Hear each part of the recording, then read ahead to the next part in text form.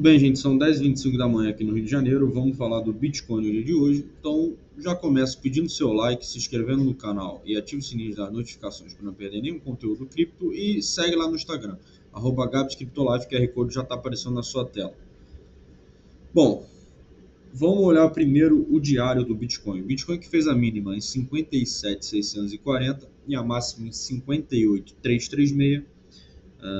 Como eu já reportei, o que está servindo como uma forte resistência continua sendo essa linha azul aqui, que seria a mediana da banda de Bollinger. Nesse momento está sendo uma forte resistência para a gente, tá? Com a meta a curto prazo, caso a gente rompa essa mediana, tá? Sendo a base inferior da nuvem de Shimoku, que seria exatamente aqui, na região de 59.300, 59.200, 59.400. Então, se a gente conseguir romper essa mediana aqui da banda de Bollinger, que hoje está ali na região de 58.200, se a gente conseguir romper de fato essa mediana, a tendência é vir estressar aqui a base inferior da nuvem de Shimoku, tá? Esse suporte aqui de 57, ele tem se mostrado um suporte forte desde o dia 9 de setembro, quando a gente tentou estressar ele, tá? No dia 10 a gente rompeu, a gente ficou 10 até hoje, de 3 velas acima desse suporte. Então esse suporte de 57 tem se consolidado, tá? Porém, como a gente tem uma pequena diferença entre esse suporte até encostar ali na banda de Bollinger, que tem sido uma resistência, a gente tem apenas 2%. Isso é uma volatilidade totalmente normal para o Bitcoin fazer num dia, por exemplo. Se a gente perder esse suporte, momentaneamente, a gente pode vir aqui estressar a banda inferior da nuvem, tá? A gente pode vir aqui estressar a banda inferior da banda de Bollinger, que seria ali até na região de 53.226. Eu acho que o Bitcoin ele se consolidou de maneira bem firme entre esse suporte de 52.500, 52.60 e 600 e a resistência de 61, 60 mil, tá? Então, o Bitcoin se consolidou firme aqui desse lado. Por mais que ele tenha vindo estressar lá no final de agosto a nossa bandeira, ele se consolidou firme aqui, tá? Mas eu também vejo que essa tendência vendedora do Bitcoin está morrendo. A gente rompeu essa tendência para frente, essa tendência vendedora do Bitcoin está morrendo. E muito provavelmente, até tendo aqui a região de 0,23 aqui, essa linha vermelha, também confirmando essa resistência e esse suporte, tá? A tendência é a gente conseguir romper para cima, para vir estressar nos próximos dias, no mínimo 60 mil dólares, tá? E posteriormente estressar aqui a nossa banda superior da nossa grande bandeira de alta. Para quem ainda não viu nenhum vídeo meu, e esse aqui está sendo o primeiro vídeo, a gente está... Desde março, formamos esse grande padrão de bandeira, essa bandeira de alta, onde a gente fez aqui o último fundo lá naquele crash do dia 5 em 49 mil dólares. Tá? E essa bandeira de alta ela é bem digna de uma análise gráfica. Tá? A gente vai entregar proporcionalmente um mastro igual a essa bandeira. Quanto mais tempo passarmos dentro dessa bandeira, maior vai ser o nosso retorno. Até porque o DXY tem entregado uma queda nos últimos dias e isso não foi repassado para o Bitcoin. Tá?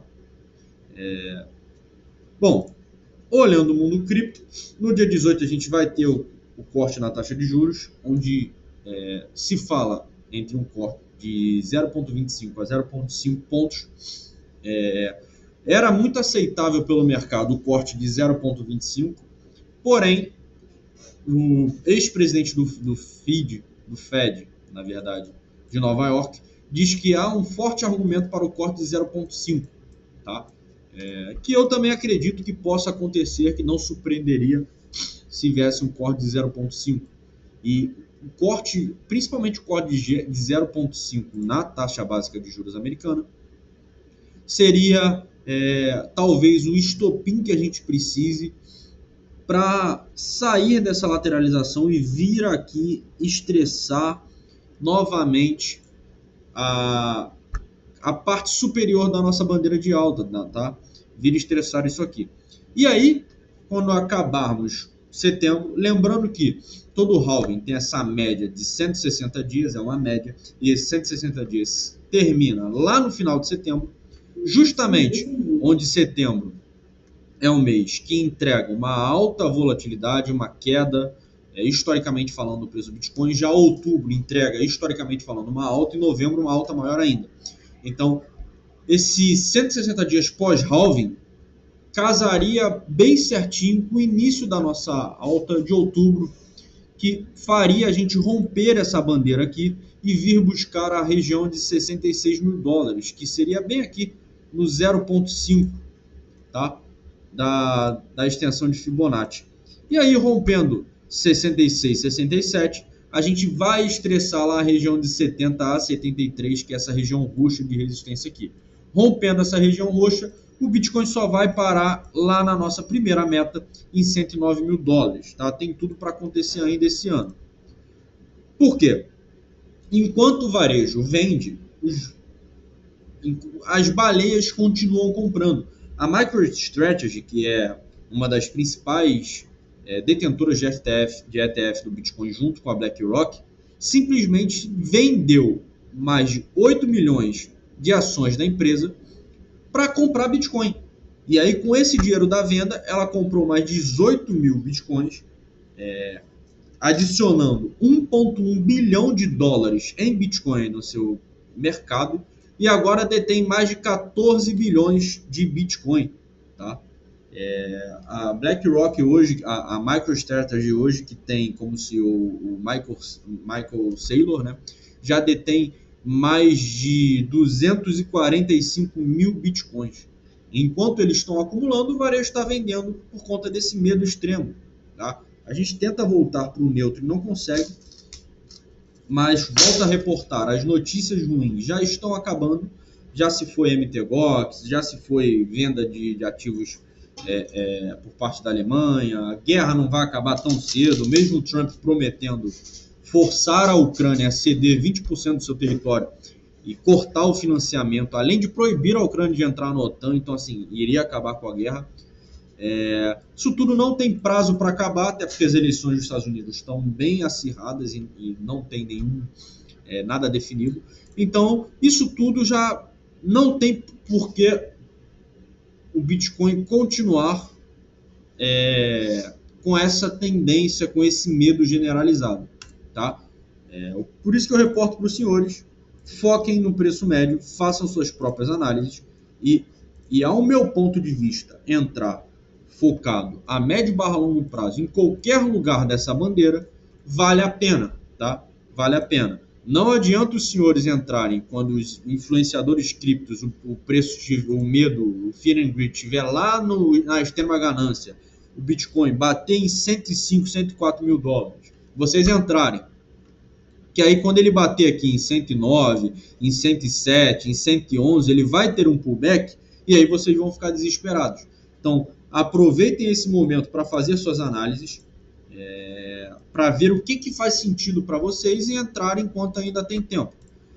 Enquanto isso, a BlackRock bate na tecla, promovendo o Bitcoin como uma proteção contra qualquer distúrbio financeiro global, inclusive contra problemas contra moedas fiduciárias, até contra o próprio dólar americano.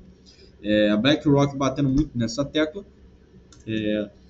Enquanto os Emirados Árabes Unidos estão disparados na frente de ser o país focado, ser os Emirados, né, focados em criptografia, onde já aprovaram salários como forma de pagamento como criptografia, como para salários. Agora, simplesmente, eles aprovaram um seguro de risco de custódia. Ou seja, você tem seu seguro de vida, você tem o seguro do seu carrinho. Agora, lá nos Emirados Árabes, você pode fazer um seguro de ativo digital. E isso daqui é absurdo. Isso que vai ser aprovado. É o novo normal, mostra a força que a criptografia está tendo no mundo. E a última notícia que eu quero trazer nesse momento para vocês é um bate-papo sobre o debate da Kamala e do Trump. Como eu já tinha reportado, a expectativa que eu tinha era que fosse um debate justamente brasileiro, digamos assim, porque um atacando o outro sem falar nada. E é basicamente o que a Cryptolitan traz para a gente hoje. O debate Kamala e Trump é embaraçoso para a América. Basicamente, eles foram totalmente superficiais e se atacaram o tempo inteiro. Nenhum dos dois falou absolutamente nada sobre os reais problemas americanos, sobre algum projeto de economia. Tudo foi muito superficial e voltado para ataques. Nenhum dos dois citou o tema da criptografia. O Trump, que naquela entrevista que ele já tinha feito com o Elon Musk, nenhum dos dois também citou a criptografia, o que jogou um balde de água fria no mundo dos criptoativos, porque um simples Bitcoin soltado pelo Trump nesse debate poderia fazer o preço romper essa acumulação de bandeira que a gente está tendo. A Kamala Harris tem tido o apoio de diversos influencers, atores, atrizes, cantoras, e isso faz ela ter uma leve vantagem de acordo com os analistas. A Taylor Swift recentemente declarou apoio a Kamala Harris e isso é muito forte, tá? Esse tipo de apoio é forte para uma eleição. Por outro lado, o setor cripto, por mais que o CEO da Ripple tenha declarado apoio a Harris, o setor cripto ainda vê o Trump como o melhor líder possível para o mundo criptográfico. E isso pode ajudar a definir a eleição.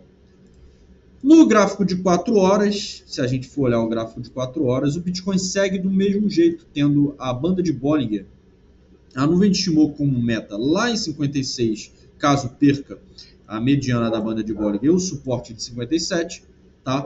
E como meta de alta, a gente teria o topo da banda de Bollinger e a do canal de Keltner lá em 58,836, tudo bem? Eu vou ficando por aqui, bons trades a todos.